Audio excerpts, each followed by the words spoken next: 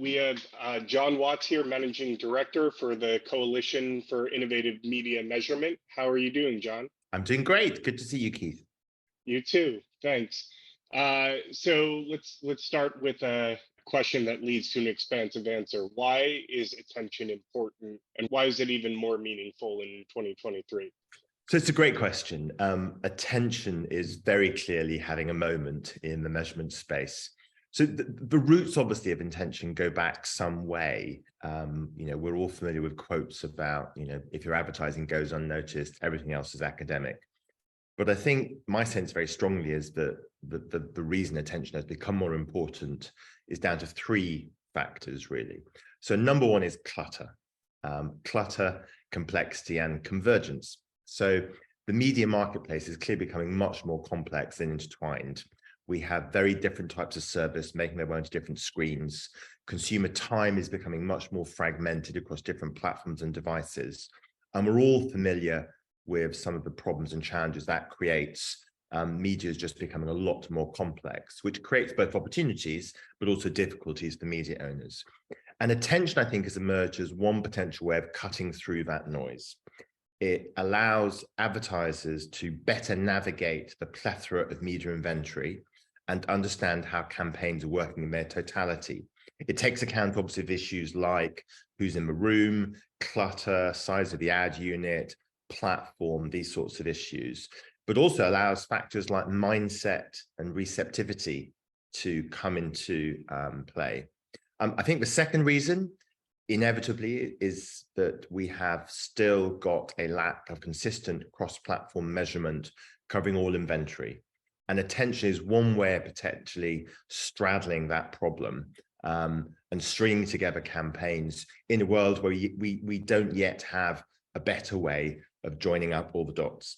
And I think thirdly is that it generates lots of opportunities for innovation across the market. So I'd sometimes like to think that attention is a bit like a gateway drug, stringing together measurements and metrics from other parts of marketplace.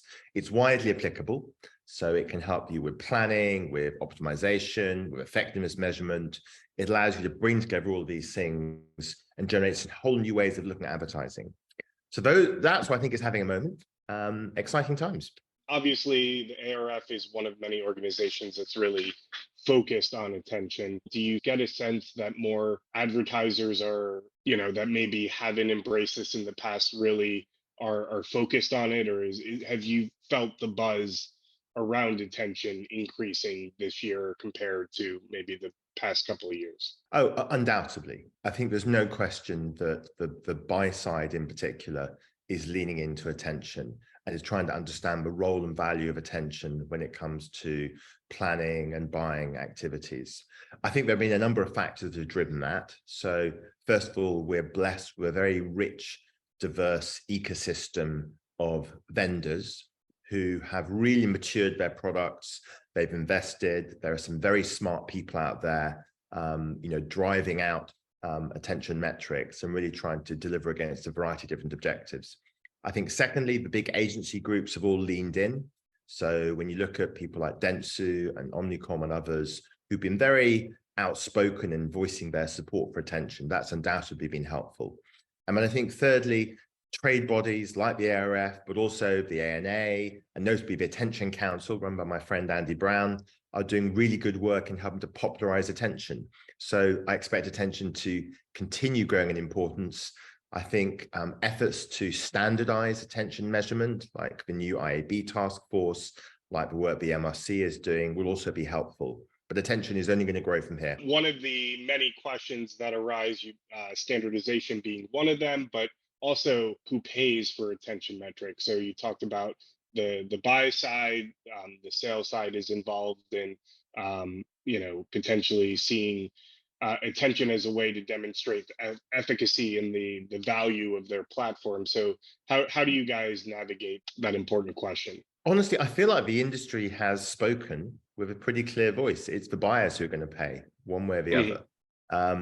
I think sellers have much more mixed views about attention measurement, obviously. I think there's an element of suspicion on the part of some players about how attention is supportive of their efforts, or I think ultimately they will start to lean in.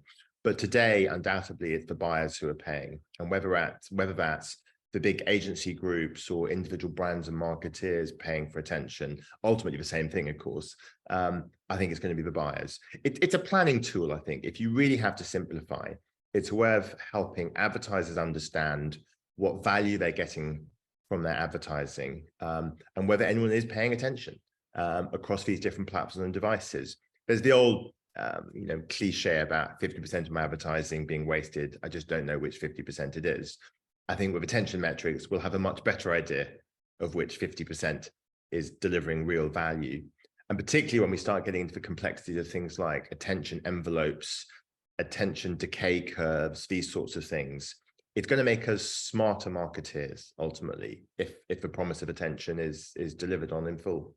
We talked about the buzz building for attention at ARF events, or just in, chatting with people, some of whom maybe are approaching attention for the first time. What is the best advice for them to, get their feet wet, to start the process so it doesn't feel overwhelming? Because it is, reorienting some thinking for some of those advertisers and their agencies that are measuring things a different way.